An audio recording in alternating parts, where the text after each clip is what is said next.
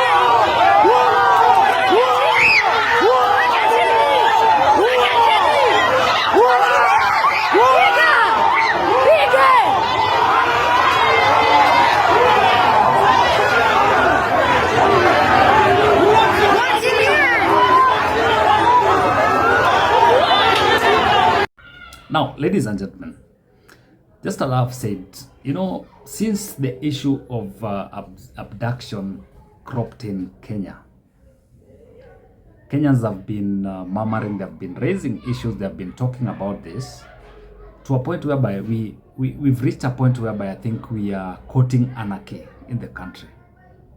And if we don't watch out keenly, and this message should go out to the political class, that if you don't watch out keenly, then we'll send this country to the dogs. Because a point whereby we've reached a situation whereby Kenyans feel like the police force or the political class is not serving them. The executive is not serving them. And they're able to take the law in their own hands.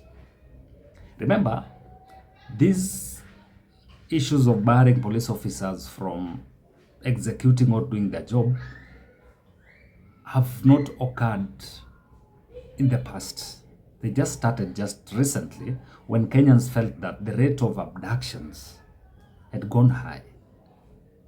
And no one has been addressing this issue of abduction. So many questions have been asked, but the ruling class or the executive has not been able to answer these questions effectively. And remember, some of the guys who are abducted, as it is alleged, have not been released, or no one knows their whereabouts. So Kenyans would not want a similar situation whereby maybe their relatives are abducted and they end up not knowing where they are. So one thing that Kenyans need to know is that we need to get it clearly that police officers have the mandate to arrest any criminal in Kenya. And they have to identify themselves before arresting anyone. And that is something that is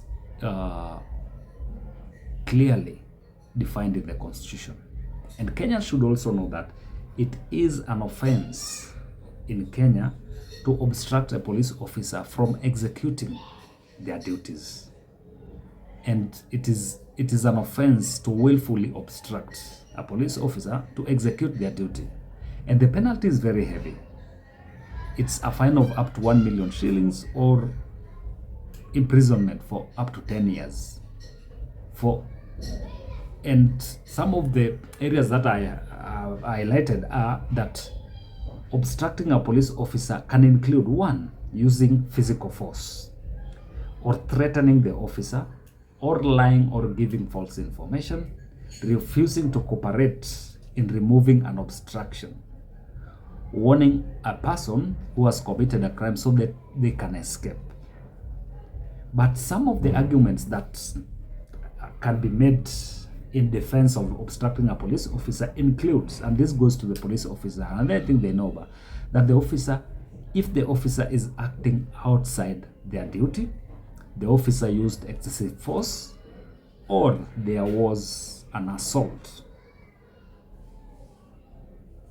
So that is where now we need to draw the line, where the officer uses excessive force and where there is an assault.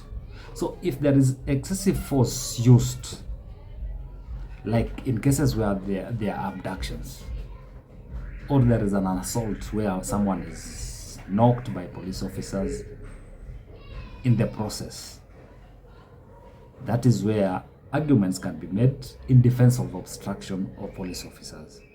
But what is happening right now in the country, I think even in the past, people have been arrested by DCI officers and no one has ever raised any question. People have been arrested and taken to court. But what Kenyans now feel is the fact that people are arrested, some are not taken to court to be charged in a court of law, and some end up, Kenyans end up finding their loved ones dead somewhere and no one explains to them. So what the political class needs to do, or the executive need to do, is to explain to Kenyans, tell them what is happening. Let Kenyans know that whatever is happening are not abductions. Or if there are abductions, then whoever is responsible. Because the last time, the Inspector General of Police came out and said that they're not the ones who are abducting Kenyans. So who is doing that? That is what Kenyans need to know. Who is abducting Kenyans? Because if we let this thing spiral, then it means we don't have a country. Because if we get to a point whereby we cannot allow our police officers to do their work diligently, then it means we're going to have a chaotic society. And is that the society that we want in Kenya? No. Now, in a democratic society, we expect that the ruling class, whom we've given out the power to govern, to observe and use the constitution in governing Kenyans. And if there are extrajudicial ways in which things are being done, that is when now chaos erupts, because people feel like the political class is not protecting their interest. The executive is not protecting their interest. And now chaos erupts. So I think we need to sit down and reflect as a people, because the path that we are going to, or we are taking right now, is a very dangerous one. And I'm not blaming anyone here, but we need to introspect as a people. We need to have a discussion and see the best way out of this. So ladies and gentlemen, this is something that I think we need to tell me what you think in the comments down below. What do you think? What can be done? How can we sort out this issue peacefully and get back to where we were as a country? Because this is boiling in a way that I don't think, if interventions are not made, then things might turn out in a bad way. So ladies and gentlemen, that is it from me. Until next time, bye bye. But if you're new here, kindly hit that subscribe button and the notification bell down below so that you can be notified whenever we post a new video. Until next time, bye bye.